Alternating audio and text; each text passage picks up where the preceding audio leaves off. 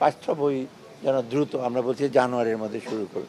কমারটা কেউ কেউ এসে বলে না, 12টা বলবে, স্বাভাবিক অবশ্য 12টা বলবে। আমরা চেষ্টা করছি যে আলুটা একটু চ্যালেঞ্জিং হচ্ছে আমাদের জন্য। আমরা এত ঘন ঘন যে পার্টিসিপেন্ট মিটিং করি, আমরা অত্যাবশ্যক জিনিস এবং জরুরি জিনিসগুলো আমরা সবসময় তার দ্রুত অনুমোদন দিই। এইটা একটা প্রমাণ আপনাদের কাছে যে সরকার মোটামুটি কর্মব্যস্ত এবং মানুষের সুবিধার জন্য আমরা করি। এত ঘন ঘন মিটিং কিন্তু আমি তো এর আগে বহু মিটিং জয়েন করেছি, অনেক দেরি করে সেটাকে আমরা কিন্তু তাড়াতাড়ি প্রসেস করে যেগুলো যৌক্তিক যে সমস্ত জিনিস ক্রয় করা সেগুলো অ্যাপ্রুভ করি। যেমন আজকে আমরা ইতিমধ্যে যেটা সারের, যেটা আমরা ইনশিওর করতে চাই, বিভিন্ন ধরনের সারের যে আমরা অনুমোদন করেছি। তারপরে আপনার এলএনজি, যেটা সবচেয়ে বড় একটা চ্যালেঞ্জ, ওটার জন্য করেছি, পেট্রোলিয়াম কর্পোরেশন যেটা আনবে। তৃতীয়ত আমরা যে মসুর ডাল, যেটা ইমিডিয়েটলি আমাদের দরকার, সেটা করেছি। আর আরেকটা হলো সবচেয়ে বড় যে তেল, সয়াবিন অয়েল, পাম অয়েল, এইগুলো আমরা বলছি তাড়াতাড়ি।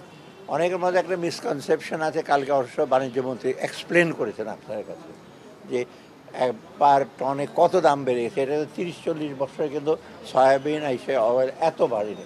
যাই হোক, ইন্টারন্যাশনাল প্রাইস তো আমরা কন্ট্রোল করতে পারি না, এটার সাথে আমরা চেষ্টা করছি কীভাবে এটা করা যায়। আর লাস্টে যেটা আমরা পাঠ্য বইগুলো অতি দ্রুত আমরা চাচ্ছি, আছে নবম দশম শ্রেণীর পাঠ্য পুস্তক, জেনারেল এডুকেশন প্লাস মাদ্রাসা এডুকেশন, সেটা আমরা করেছি। মোটামুটি সার্বিকভাবে যেগুলো আমরা অনুমোদন করছি, আমরা বলেছি অত দ্রুত যেন সেগুলি প্রকিউর করে। আর প্রক্রিয়াগুলো আমরা দেখেছি সবসময় সেগুলি হলো একেবারে স্বচ্ছ যেন প্রক্রিয়াগুলি হয়, সেইভাবে আমরা প্রাইস চেক করি, প্রতিযোগিতামূলক হয়েছে কিনা সেটা দেখি, তারপরে সার্বিকভাবে টাকার পরিমাণ দেখি। আর সবচেয়ে যে হলো যে উদ্দেশ্যে যেটা আমরা অনুমোদন করি সেটা যেন তাড়াতাড়ি ইমপ্লিমেন্ট করে, যেন সার যেন দ্রুত আসে।